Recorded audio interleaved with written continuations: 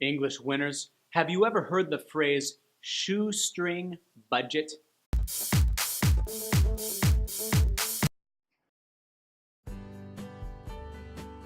We operate on a shoestring budget. We operate on a shoestring budget. Until we have some customers, we're on a shoestring budget. Until we have some customers, we're on a shoestring budget. A budget is how much money you plan to spend within a frame of time.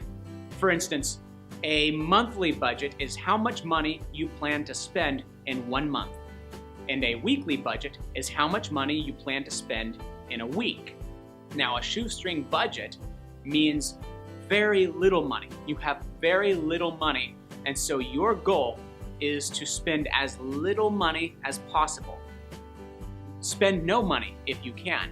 If there's anything that you normally pay people to do, instead do it yourself or don't do it at all. So you save the money and don't spend it.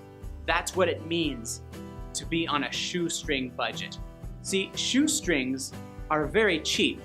They're like less than $1 American in many places. And so when someone's operating on a shoestring budget, that means they're trying to spend very little, almost no money. That is why it is called a shoestring budget. Now, you can travel, live, run a business, retire, or do many, many things on a shoestring budget. But keep in mind, a shoestring budget is not something people usually choose to do, right? They do it because they don't have the resources, right? And if you don't have the resources, you have no choice but to do a shoestring budget.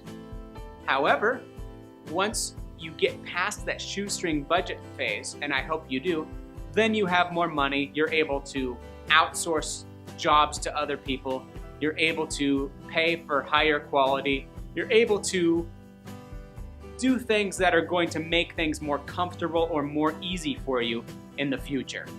One example of a shoestring budget idea is some people go to college and pay tens of thousands of dollars or hundreds of thousands of dollars to learn something.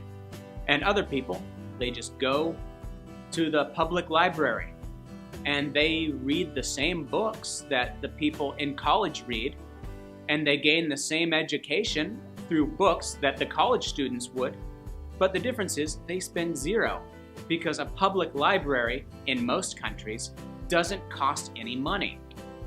Now, you may not get the degree from going to a university, but you gain the same knowledge, and sometimes that can make you more effective because you can get the knowledge using less time and less money. So that's one example of a shoestring budget. Have you ever done something on a shoestring budget? I want to know about it. Please tell me down in the comments below. Please like, share, and subscribe to this channel because it will help me a lot in growing this channel to the very top of the YouTube education section.